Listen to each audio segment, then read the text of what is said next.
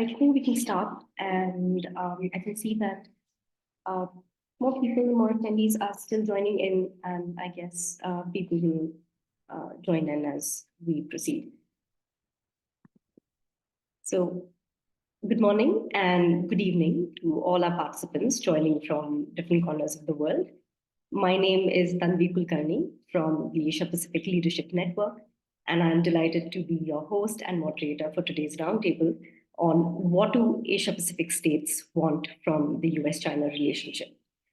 A very warm welcome to each one of you. It's wonderful to see participants from various locations sharing this virtual space.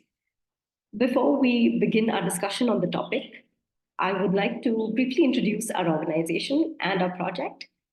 The Asia Pacific Leadership Network is an independent, not-for-profit organization and network of over 160 former, serving, and emerging political, military, diplomatic, and academic leaders from 22 countries across the Asia Pacific. We are registered and headquartered in Seoul, South Korea. APLN's work addresses regional defense and security challenges with a particular focus on reducing nuclear weapons risks. In September 2022, we launched the APLN Asia Dialogue on China-US relations, which brings together senior experts and scholars from China, the United States, and the wider Asia-Pacific region to discuss China-US relations within a regional context. The project aims to plug knowledge gaps and increase the understanding among regional stakeholders on how complex regional dynamics impact China-US relations. We are grateful to the Carnegie Corporation of New York for supporting this project. So today we'll be discussing a new report from the project, Regional End States and Beyond, which is authored by Manpreet Sethi, Frank O'Donnell, and Joel Petersson-Ivre. Based on interviews, writings, and interactions with policy practitioners and analysts from the Asia-Pacific, China, and the United States, the report explores how Asia-Pacific states view the China-US relationship. We'll be exploring key insights and findings from the report and also hearing from 3 experts about their research on the topic. We have an excellent panel, including 2 of the authors of the report, Dr. Manpreet Sethi, who is the Senior Research Advisor at APLN and also a Distinguished Fellow at the Center for Air Power Studies in New Delhi, India, and Joel Petersson-Ivre, who is a Policy Fellow at APLN based in Seoul. Joining us as discussants today are foreign policy experts, Dr. Zach Cooper, Senior Fellow at the American Enterprise Institute, Melissa Conley-Tyler, Executive Director of the Asia Pacific Development Diplomacy and Defense Dialogue, and Professor Yu Tae-jun from Peking University, who is currently based in Stanford. We'll begin with Manpreet and Joel introducing the report and their findings for about 7 minutes each, and then we'll have remarks from our 3 discussants for about 5 to 6 minutes. And after that, we'll open the floor for questions and discussions. This is an interactive session, so feel free to use the chat box and share your questions and comments and connect with the panelists. And I'm really looking forward to a lively discussion. So without further ado, let's kick off. Manpreet, the floor is yours. Thank you very much, Tanvi, and hello to everyone. We are all joining from different time zones, and I do understand these are difficult time zones for many of us. So thanks to our 3 discussants for joining us today, and of course to the rest of the audience with whom we are willing, and very happy to engage on this report that Joel, Frank, and I have published just recently. So as Tanvi has already explained, why we are meeting today, the focus is this report based on the project that we convened as the Asia Dialogue. So the idea was to engage with policy practitioners, experts, officials still in service, trying to find out how they are looking at the China-US relations.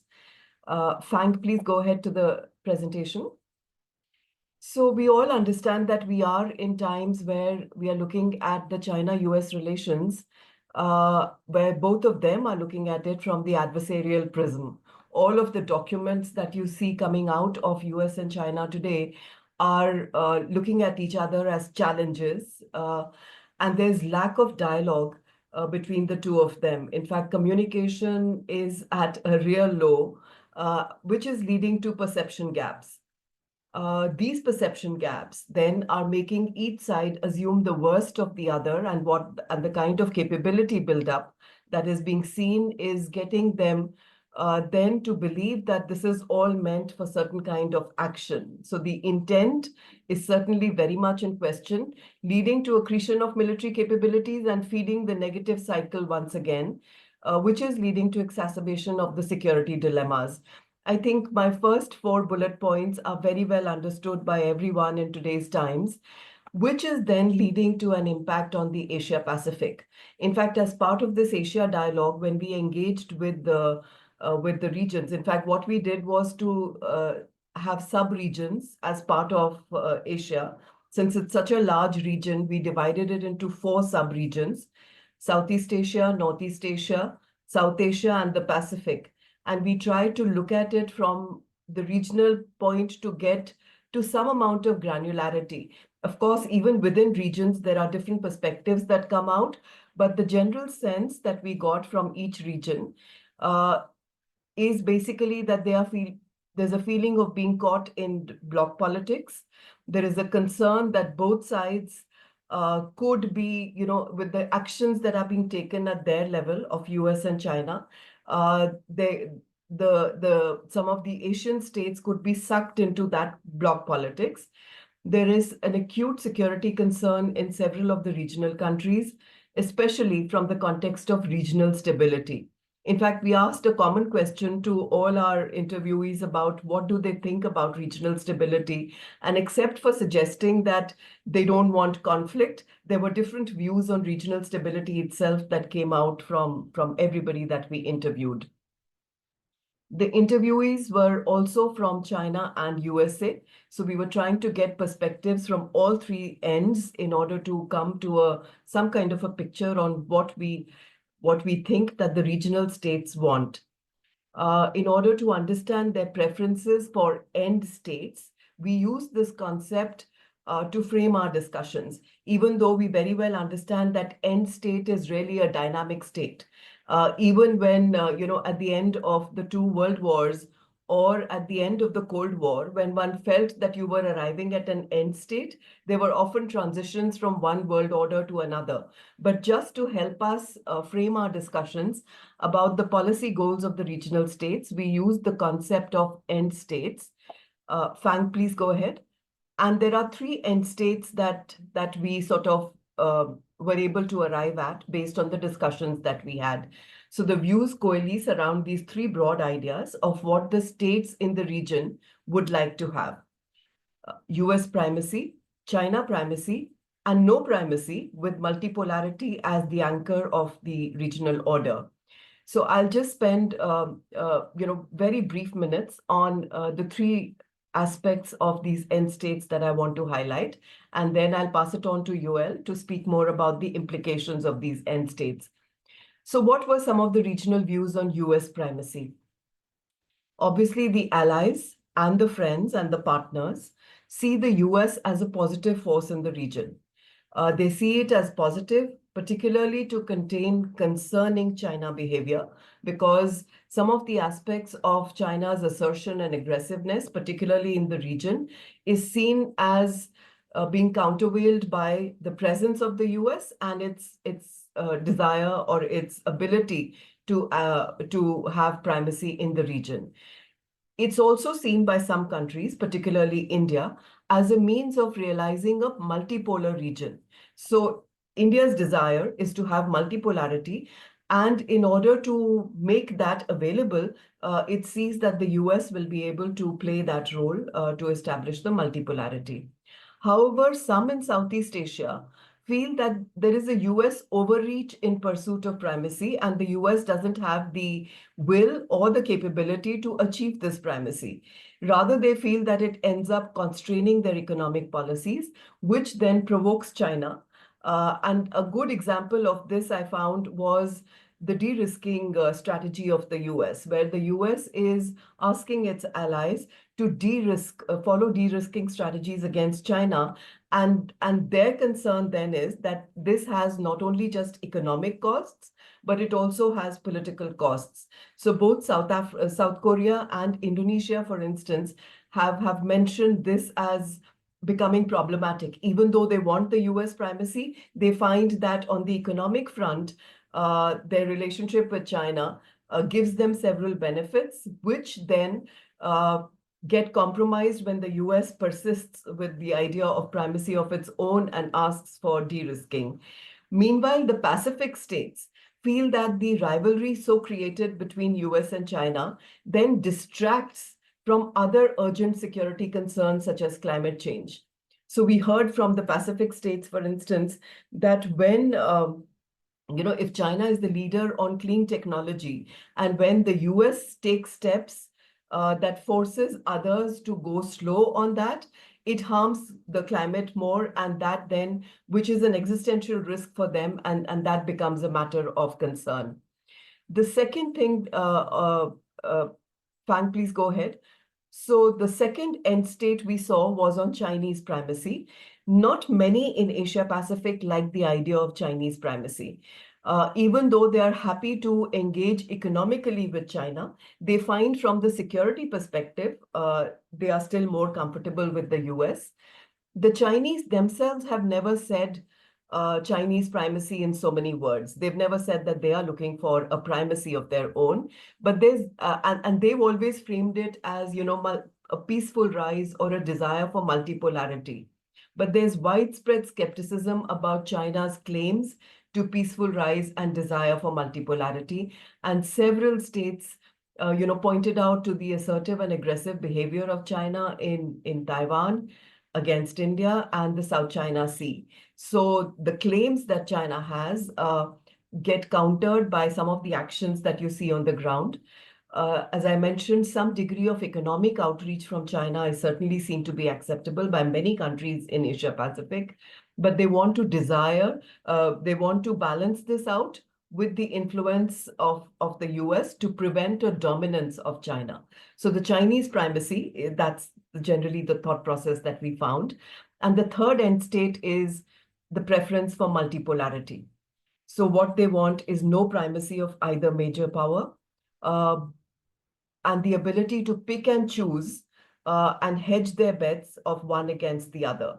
But there's a difference on the idea of multipolarity itself. What kind of a multipolarity? Would all poles be equal? India sees itself as one pole among many others. So it is looking for having several poles in Asia Pacific, with each one having its own strength. Indonesia suggested that the pole should be the ASEAN. So in Southeast Asia, we see them looking at it more as a collective mechanism, becoming the pole rather than different countries being the poles. In the case of the Pacific states, they would prefer a managed cooperative détente between US and China. So no primacy for either, but some kind of a cooperative détente that the two are able to achieve, so that some of the more direct risks for them get taken care of. And rather interestingly, South Korea mentioned the concept of strategic autonomy, where it would have its ally relationship with the US, but nevertheless be able to exercise an autonomy in the kind of strategic decisions that it wants to take. And here particularly, we found on, for instance, the semiconductor industry, where South Korea is a major player with China, it felt that while it's an ally of the US and it is, understanding the concerns of the US, it definitely has a relationship with China on this that it wants to continue. So therefore, a strategic autonomy that would help them shape their own foreign policy. So I will stop here with having explained the three end states, and Joel will take us further.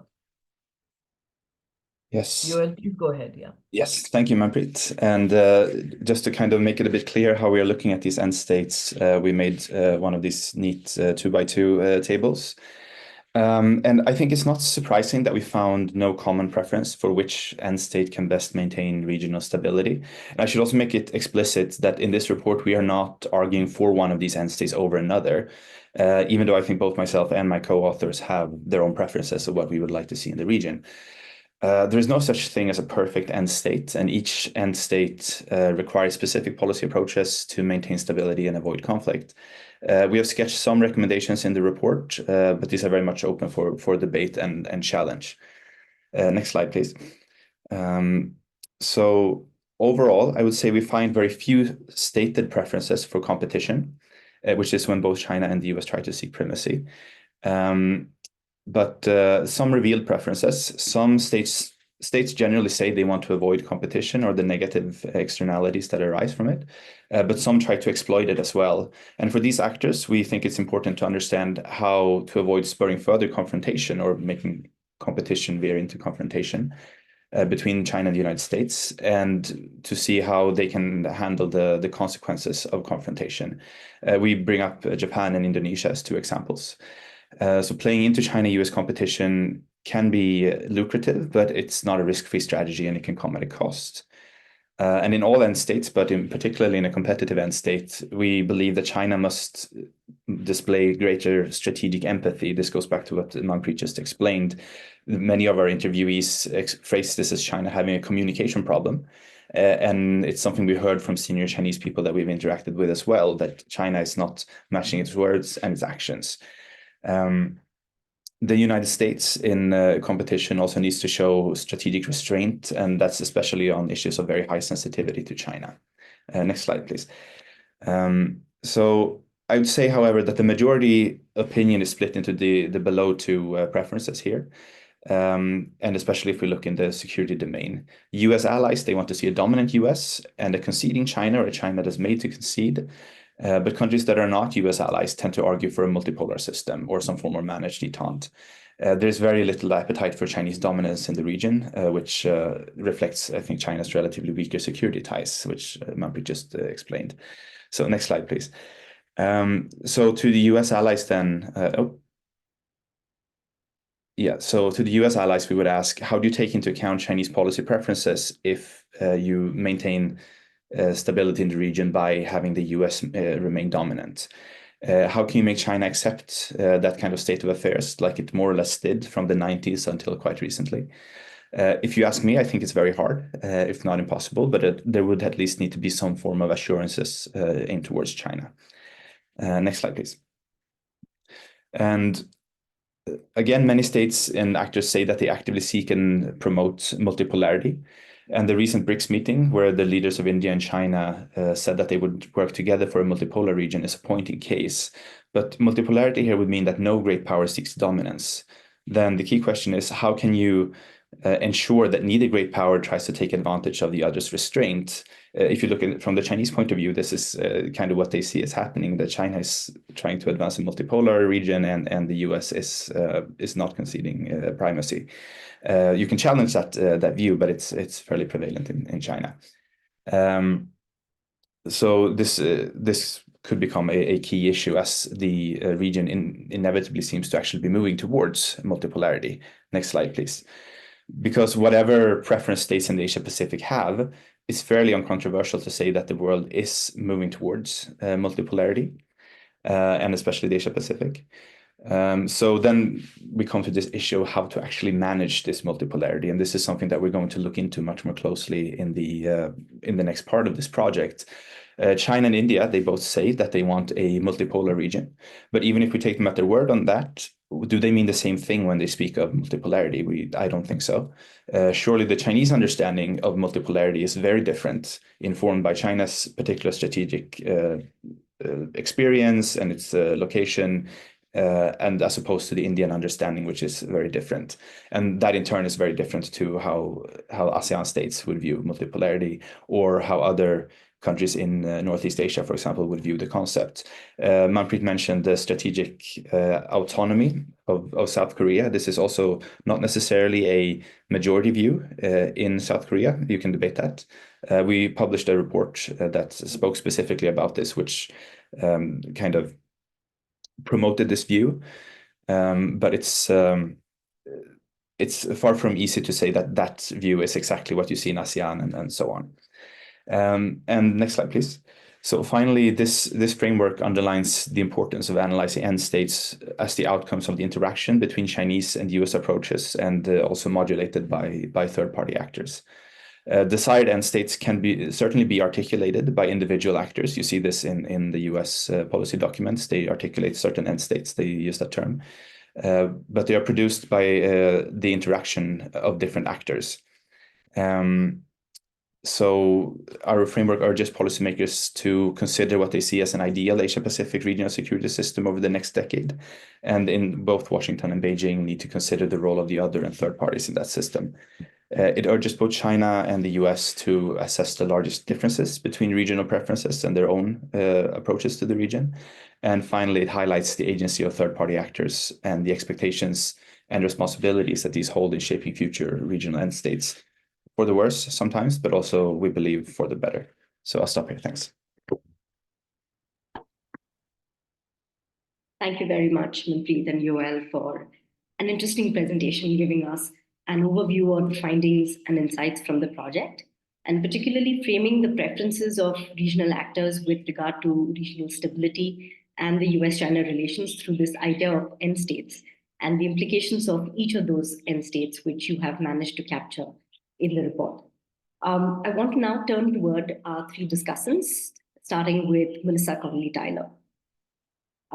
Melissa, can I ask you to comment on the value of analyzing end states as the outcomes of the interaction between Chinese and US approaches in the Asia-Pacific region?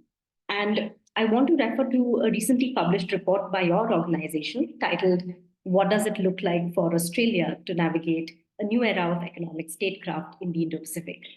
And in that context, also ask you which of the four end states identified in this APLN report would be most conducive to Australia's economic statecraft. Well, thank you, Tanvi. Thank you, APLN, and particular thanks to Manpreet, Joel, and Frank for producing this excellent paper. So I found the discussion of end states very illuminating. I thought the paper, the report shows very well the spectrum across different subregions and across different countries. And I particularly liked, keeping us all honest by showing unintended consequences. If you're a country that, is trading off US-China conflict for some short-term gain, is that in your long-term interest? So I think it was a wonderful prism to use.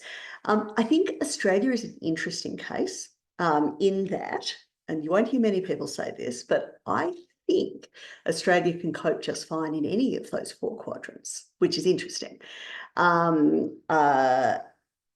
We can actually probably cope better than most countries with a China-dominated region, whether we want that or not. We have a trade surplus, we have no historical grievances, we have a big Chinese-Australian population. There are lots of things that actually we could use very well if that was what was required. I think Australia's stated preference is much more around other parts of the quadrant. We can cope with multipolarity. We can even cope with managed US-China conflict, I think, within guardrails. But our revealed preference has very much been for US dominance. And I think that's interesting because it shows that it's not just our interests that are at play, it's also sentiment, it's also the way we see ourselves in the world. Historically, Australia is the high watermark of British imperialism. We're only here because, Western countries dominated Asia's seas. And from that perspective, we've only ever known a world that looks like that. We've never, as a modern nation, known a strong China. We've never known a strong India. This is a very new and discomforting time for Australia. So because of that, what we've been focusing on more than anything is preserving US dominance because it's the world we've known and comfortable with. I think if you put in those terms, you look at something like AUKUS, the Australia, US, UK procurement deal, being very clear what it is.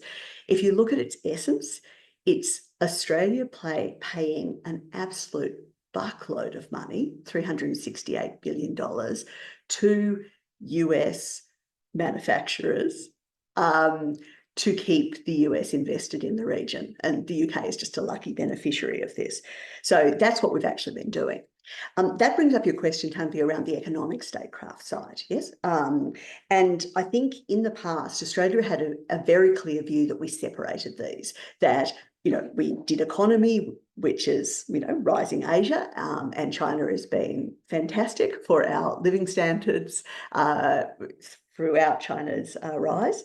But the US was always a security partner, and we always felt very comfortable with that. So we kept those two apart, which is a sort of having your cake and eating it too sort of situation. What's become really clear to Australia is that you can't keep that division so neat. I mean, partly that was from Chinese economic sanctions on Australia in 2020, when we'd been particularly clumsy in how we managed the relationship, and we got a huge amount of economic punishment of anything that China didn't desperately need. So wouldn't hurt itself by sanctioning iron ore, but was happy to put trade restrictions on wine and beef and rock lobsters, for example. At the same time, I think we've seen the US changing its attitude. So the US, with Inflation Reduction Act, focus on supply chains, focus on critical minerals, again has changed that discussion. It's not just economy, security, domestic, international, they're all mixed up. So Australia now has its own Inflation Reduction Act called the Future Made in Australia Act. And we're working very closely with US on things like, critical minerals, etc.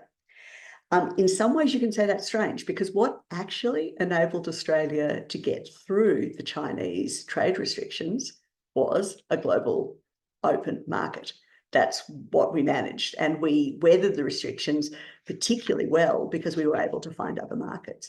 Often that was in competition with US suppliers who jumped in and made the best of our misfortune. So just to finish up, I think that quick discussion of the Australian policy landscape shows that this is still actually very contested. In many countries, policy is still being played out. There are different voices with different views who are emphasising different end states and the positives for countries of those. So I see for most countries that it's still an open field, as it were. They are watching US and Chinese behaviour, and where they end up in their policy will depend upon how the US and China behave. Now, I'm a realist. I expect great powers to act like great powers. That's what they do. But the question is how much they temper their impulses and make themselves attractive to countries in the region. So, is China more or less a responsible great power? Does the US more or less bolster rules in the system or decide to be a rogue actor? Those matter very much to the region.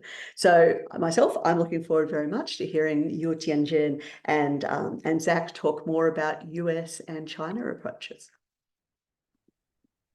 Thank you so much, Melissa, for your remarks. Australia really is an interesting case, right? Not just as a core US ally, but also a big important player in the region. So thank you so much for addressing those questions, Melissa. I'll move on to Professor Yu.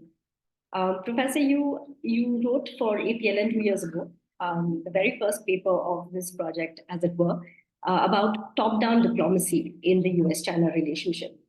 And you said in that report that, I quote, China realizes that distrust, misunderstanding, and misperceptions create big problems for current China-US relations.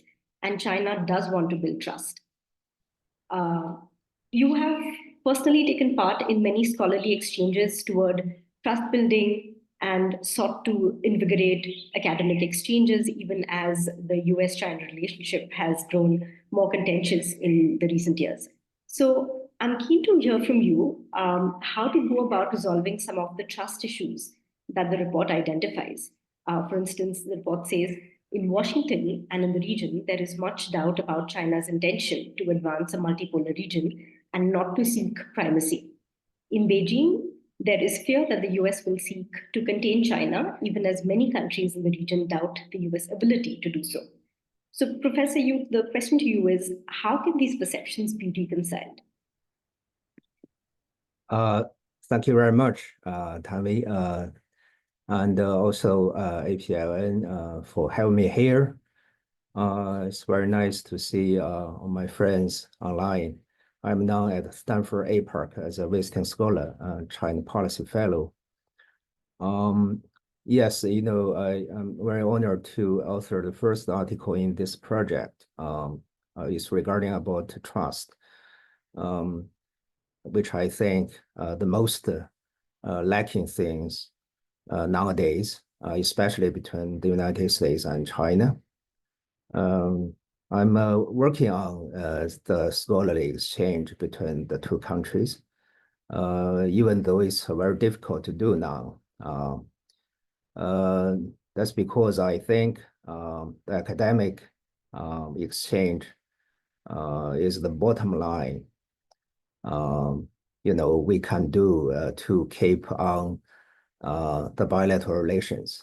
Usually, scholars are more rational, relatively speaking, and you know, have more experience in other countries, and you know, they want to see stable bilateral relations mostly. So that's why I work on this. The problem now between China and the United States, the lack of trust, the distrust, misperception, and misunderstanding, I think is still the biggest problems. I was here at Stanford, I think, well, most beautiful and might be the best universities to understand China or you know, nearby to China. I still can feel the chilly atmosphere of the bilateral relations, let alone Zucker's Washington, I think might be more severe problems. So how to do, how to tackle this problem? I think it will last for quite a long time, the problem. You know, but still we can do something. On the Chinese side, you know, I think China don't want to be a hegemon or to be the primacy. Still, you know, officially, I think always China advocate the multipolar system in Asia and around the world.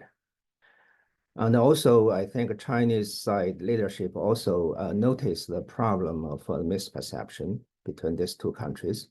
That's why, you know, Xi Jinping always emphasize to, you know, fasten the first button, he used a word.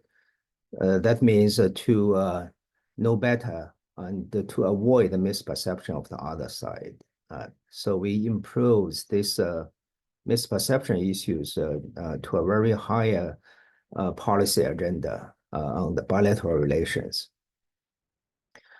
You know, in the report, I think the report is an excellent one, you know, especially a good reflections of the third parties, the regional perspectives on the bilateral rivalries. In Chinese, we have old sayings, 旁观者清, you know, the onlookers always have a clearly, you know, a picture of the game.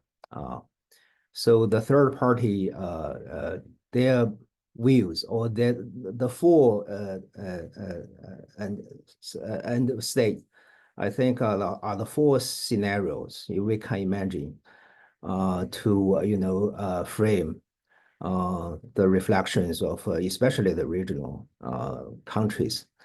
I think it's a good contribution for Earth to understanding the outlook of the geopolitical issues in this area. I think primacy and also hegemon is a quite ambiguous concept. I would like to more like use the concept of a pole. India want to be a pole.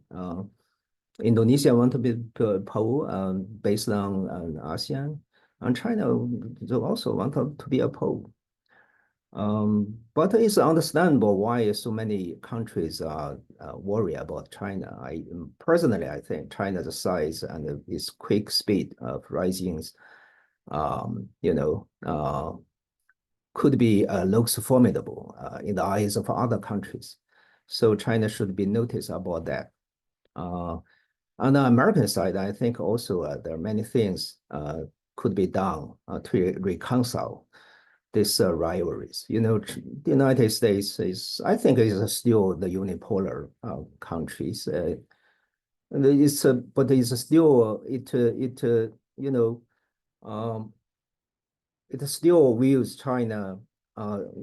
Both sides need to stop demonize the other side, but especially on the American side, I think. China, the United States State Department still lists China as a dangerous country, advise their citizens not to go to China. And, some candidates like Trump threatened to raise the tariff to 60% on Chinese goods. The China initiatives are still, I heard it will be extended. So as a polar, as the only hegemon, this kind of issue would not help to reconcile the mistrust. So I think Chinese response is also understandable. How to deal with that is what we need to do. In that sense, I think state, universities, intellectuals, and foundations all have their own roles to play. I hope to make some contribution to that. That's why I do this. I will stop there. Thank you. Thank you so much, Professor Yu, for your enlightening remarks. At the beginning of our webinar, you did mention that, as simple as it sounds, this question of how do we build trust is really a challenging question to address. So thank you so much for taking up that challenge and presenting your recommendations, particularly your initial point on the importance of scholarly, academic, and intellectual exchanges as the bottom line of building trust is well taken. I will now move on to our third discussant, Dr. Zach Cooper. Zach, you have recently written about end states in the US-China relationship, and you frame the concept a bit differently than this report does. You discuss two extreme end states, which is co-evolution and regime change, as well as steady state competition, which appears to be the Biden administration's approach. How does the analysis of the preferred end states of regional actors in the Asia Pacific in this report compare to your own analysis? You also talk about the need to build domestic and political support in the United States for a long-term phased approach, which incorporates all those elements over the next decades. Could you briefly elaborate on that argument and also comment on how you believe these end states would be received in the region, that is the Asia Pacific? And to what extent is the United States going to be able to receive and sustain regional support for its envisioned end states? Well, absolutely. Thank you so much, Tanvi, and thank you for having me here. Really a huge fan of the work that you at APLN have done. I think it's a great report. I hope everyone has a chance to read it. So let me just jump in with a couple of thoughts on the end states debate. But I think where I would start is that I really like the quad chart that you have. I think it's a very thoughtful way of presenting this information. I actually think we're probably in the bottom right quadrant of the quad chart, by which I mean I think it's basically impossible for China or the United States to establish primacy today. I think the United States probably had primacy several decades ago and it's long gone.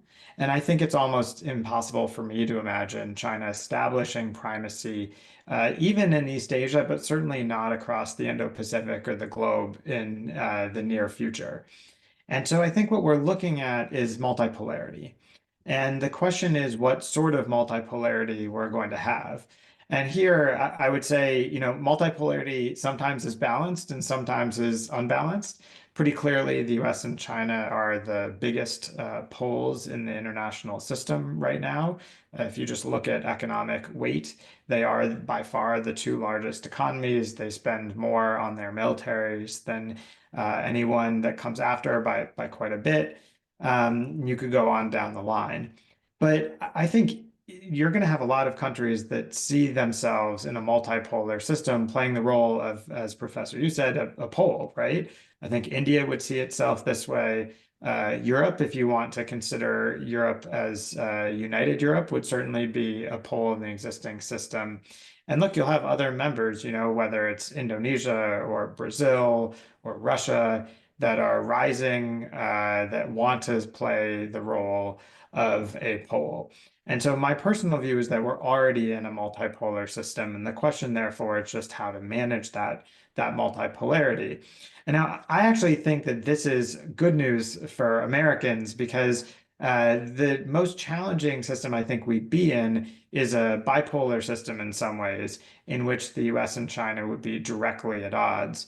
But a multipolar system actually opens up some opportunities, right? Because it's not directly head to head. There are other players, and I think the US and China will have interests that overlap in certain areas, and interests certainly that conflict or that are competitive in others.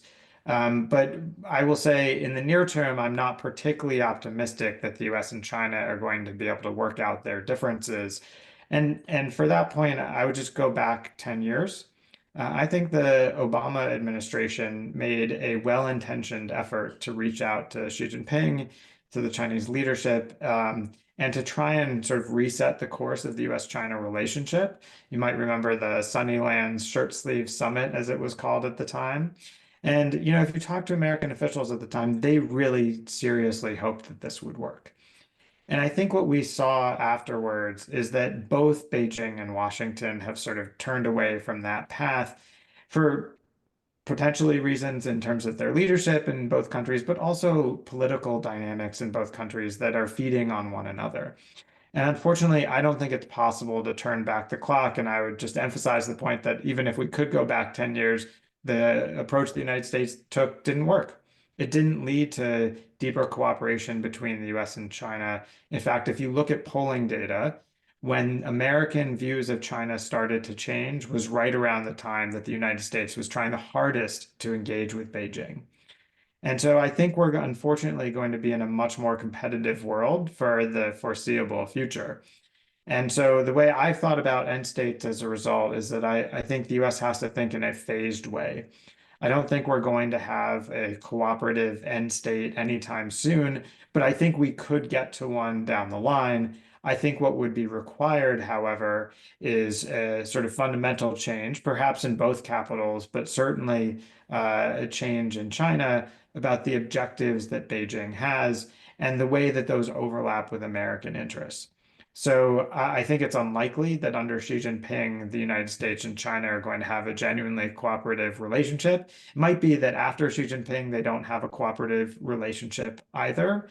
And I think, let's be honest, that's due in part to actions that both sides have taken. But as much as I wish we could turn back the clock here in Washington and go back to the policies that might lead to greater engagement and substantive cooperation between Washington and Beijing, I don't think it's possible now. I don't think it's politically possible in the United States, and I'm not sure it's politically possible in Beijing at the moment either.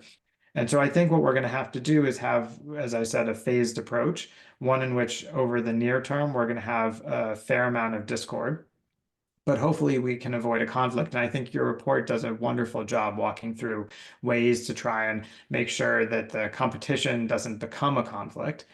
And then in the longer term, we should be looking for ways to get down to your bottom right quadrant, where we really think about using multipolarity in a way to establish a new order that can be stable. I think it's going to be hard in the near term to get there, but I think over the long term, that's possible. So I know we're a little short on time, so why don't I leave it there, but really looking forward to the discussion with everyone. Thank you so much, Zach, for your presentation. It's very interesting that you see that we are already in the fourth quadrant of multipolarity, where neither the US nor China are going to be able to establish primacy. And we have many other states being a part of the strategic competition, so to say. Naturally, a question would be, who would be those key players and what would be their fundamental objectives? And how would we then use this multipolarity to establish a long-term stable order? So thank you so much to our three discussants for their remarks on the report and their own research. I do want to give a minute or two to our authors, Joel and Manpreet, to respond or reflect on the remarks made by our three discussants before we open the floor for questions and discussions. But before I hand it over to Joel, I just want to invite our attendees to drop their questions into the chat box so that once Joel and Manpreet have responded, we'll take your questions. And I'm looking forward to a lively discussion. Go on, Joel. All right, thank you. Thank you so much for those thoughtful remarks, and thank you so much for Zach for staying up so late, and for Melissa to get up early in the morning to speak, and also to our colleagues in India, of course, who are up very, very early. I think there are many things to kind of touch upon. Just in terms of just to go through the responses, I think what Melissa's remark actually highlights something that's quite interesting, and something that we try to capture in the report, which is that you kind of have to look at the competition at different levels of analysis. We generally try to focus on states and countries, but as you can see with the Australian case, for example, certain industries, certain parts of Australia are much more affected by Chinese sanctions than others. And so when you look at the kind of sub-state level, you see many different kind of policy preferences. I do think it's interesting that the revealed preference of Australia is very much for kind of trying to keep the US engaged. Of course, AUKUS can be an entire point of discussion in itself, whether that's actually going to work out or not, and whether it's actually in the US benefit to pursue AUKUS given the opportunity costs to its own submarine fleet. I just to move on further to what Professor Yu was saying about this idea that the US is still unipolar, and I see here a difference between the Chinese and the US interpretation is very clear here, that Professor Yu argues the US is still unipolar. Zach argues we are in a multipolar state, and I think that is a fundamental kind of speaks to this perception gap that the US already perceives itself as being more. Sorry, Zach and Professor Yu, for kind of making you both the kind of monolithic representations of each of your countries. But I do think that is something that really needs to be more well understood on both sides, that the US so just my very personal view, and which I tried not to give too much expression to in the report. Yes, I think the US isn't as primacist, but there's that aspiration I think still lingers. We have published another report by Ambassador Piper Campbell, who argues how the US could potentially seek a less kind of primacist approach. She doesn't phrase it like that in so many words, specifically to Southeast Asia. So I encourage anyone to look that up. And yeah, I would argue, my personal view that we are definitely moving towards a multipolar system, whatever preferences are, and efforts to kind of push against this change from any given actor, I think, is also something that is causing a lot of strains. I think definitely this is something that we are also going to look much deeper at when we take this project forward. We look at different views of multipolarity. I think the US view of multipolarity is, we haven't really thought about that, but I think that's something that's worth also looking into, because the very basic definition is just many different poles, but there's so much more to a multipolar system. And would it actually be more safer, more secure? Would it be more stable? I think many viewpoints that are expressed in this particular project from regional countries has been the assumption that, yes, a multipolar world will be more fair. No single country would be able to dictate the rules. But I think there are also grounds to actually challenge that a multipolar system isn't necessarily a perfect system. Which is not to say that there's another perfect example, just that you have to manage a different kind of instability. And I think I'll leave it there to Manpreet if she wants to add anything. Yes, I do want to add my thanks, first of all, to the three of you, so thoughtfully engaging with this report, reading it carefully, and coming up with your comments. I agree with most of what has been said. Three things stood out for me. I think I will start with Zach's comment about the impossibility of US or China to get to a primacy state in today's times. I think the old-time primacy that we were used to with the US certainly is not possible any longer. But we did hear from different constituents of the Asia Pacific, the countries, to suggest that they could disaggregate the concept of primacy, where you had economic on one front and military on the other, or security on the other. And therefore, you could have a different type of primacy being exercised by the two major powers. Professor Yu, I really liked your point about lack of trust being the biggest problem today.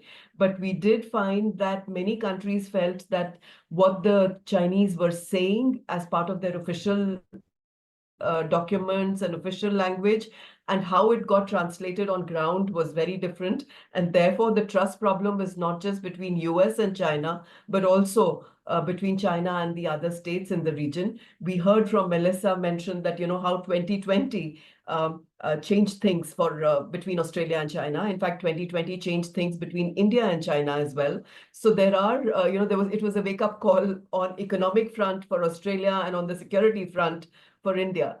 So there are, the whole idea of this is that while the reality of the competitive world is very well understood, how do we get this competitive world, as Professor Yu said, not look at each other as the demon? We don't want to demonize each other and try to get away from the possibility of confrontation. So if the two major powers really matter for this part of the world, just as much as this part of the world matters for the two other big powers, then how should this engagement be taken forward? We are literally, as part of this report, holding up a mirror to the US, to China, and to the regional states about what they are saying, what they want, and the disconnect between what is going on. So that was the idea, and I'm just so grateful to all of you for having given us new thoughts and for corroborating some of the points that we made in the report. Tanvi, back to you. Thank you so much, Joel and Manpreet, for your reflections on our discussant's remarks. We have questions coming in our Q&A chat box. I just want to remind everyone that you can put down your questions in the Q&A chat box. You can address it to any one of the speakers or to the panel as a whole. We have one question by Javed Alam, who's from the Center for Air Power Studies in New Delhi, India. His question is, what kind of multipolar arrangements do the middle powers in the Indo-Pacific prefer? And are there any points of convergences and points of divergences for the middle powers in the region vis-a-vis the US-China rivalry? Joel, would you like to start addressing that question, and then the rest of the panel can also reflect on it. Sure. So, just kind of just use a few examples. So, China, India, Indonesia, I think are examples that you could look at and how they kind of view multipolarity in different ways. You have China, which I think is sometimes not so clear. There's an attempt at being cooperative and investing in countries, but it's sometimes perceived as a little bit too much unilateral and dominance, even from countries that are generally very accepting to Chinese presence. So, like in Pakistan, for example, we spoke to people in Pakistan who said that they felt Chinese presence was sometimes a bit overbearing and not necessarily always in the best interest of Pakistan, even of course they're kind of don't have many alternatives. I think the Indian view of multipolarity is very different in a sense because India wants to be a pole that balances out the pole of China. And I think China is less intent on being like a pole that balances out India. Of course, I would be presumptuous to speak too much about the specific Indian strategic views in the company of my co-author who knows those issues much better. But then if we look at Indonesia, for example, steeped in this Southeast Asian tradition of cooperation and dialogue without so much overt security exchanges security ties. I think those are fundamentally very different ways of managing multipolarity. I can't give you a great list of where these things overlap and not. So I'm sorry to the person who asked the question, but that's something that we actually intend to look at as we take this project forward. And I think that is potentially a very useful way of just in general managing stability in the Asia Pacific. So thank you. Thanks, Joel. Melissa, you did say that you have to leave in the next couple of minutes. Do you have some concluding remarks that you'd like to give? Probably we've covered most of it. I thought Zach's suggestion that, there's no pure state anymore except multipolarity. I think that is true. I suppose what I would say, in some people's heads, they still have visions of different futures. And I think that does affect people in how they manage this. So in the sense of, how does Australia want to manage multipolarity? Multipolarity with a hefty dose of US dominance is better than multipolarity without, if you want to put it in those terms. Thank you very much for the chance to be part of this discussion. And again, I really commend this report. We'll be promoting it through our channels. We think it's got some excellent insights about really about at the granular level, how complex this is, rather than simplistic narratives that sometimes take off. So thank you for your work on this, Manpreet, Joel, and Frank. Thank you so much, Melissa, for your support.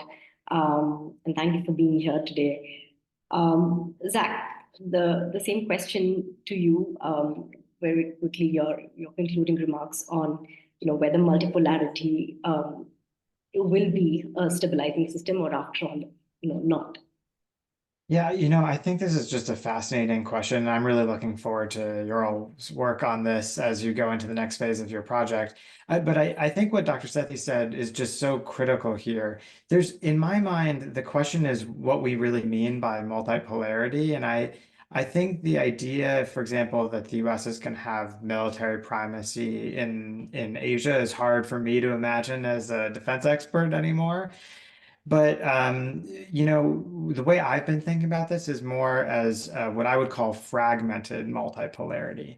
So I think if you look at certain regions, there are parts of the world that actually look quite unipolar or bipolar, right? So look at North America. North America doesn't look particularly multipolar at the moment, right? The Indo-Pacific might, but take Europe, right? To the extent that you think of NATO as a united alliance, it's still unipolar or with Russian opposition bipolar.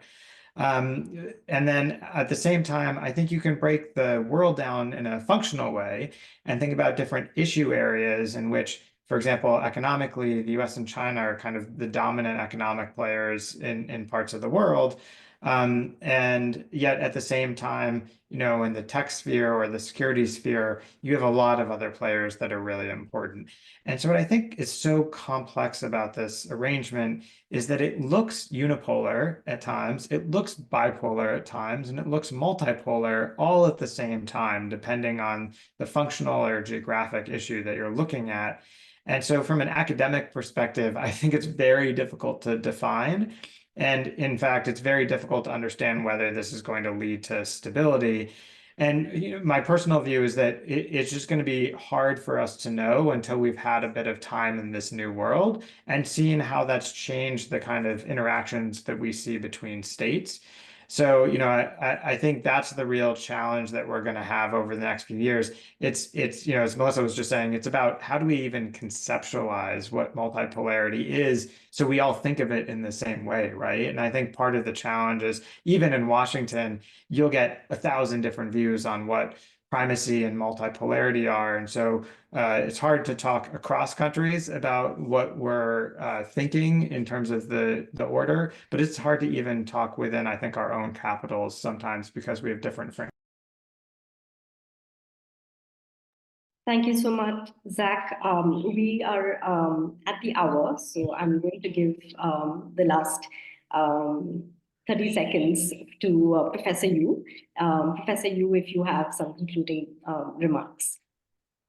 So I think the concept of restraint, reassurance, and accommodation emphasized in the report welcome. And you know, everybody, it seems to me most of the countries like multipolarity and dislike unipolarity, except for the unipolar maybe.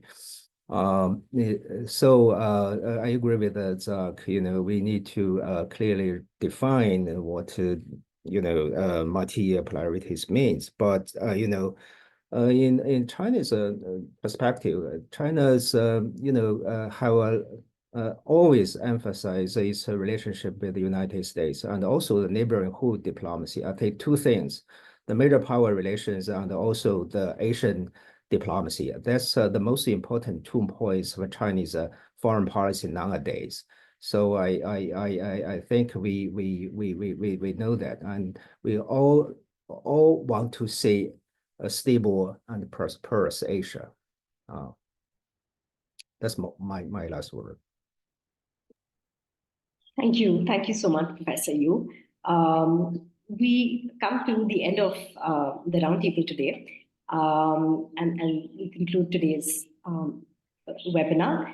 I just want to thank all of you, all the panelists here, the author of the reports, the discussants, and to all the attendees for your time and for your insights, particularly to those who were able to join us very early in the morning and very late at night.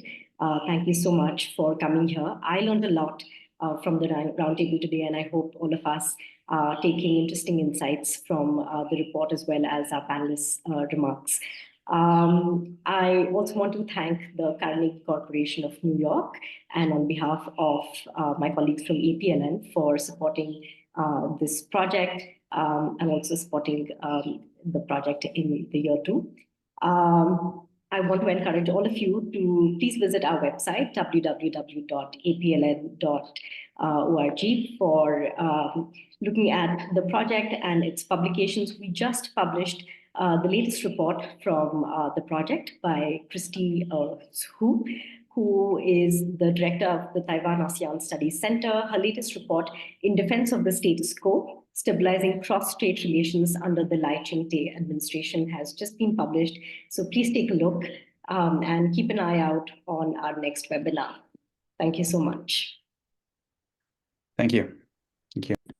Thank you very much, Professor and Zach. Thank you. Bye-bye.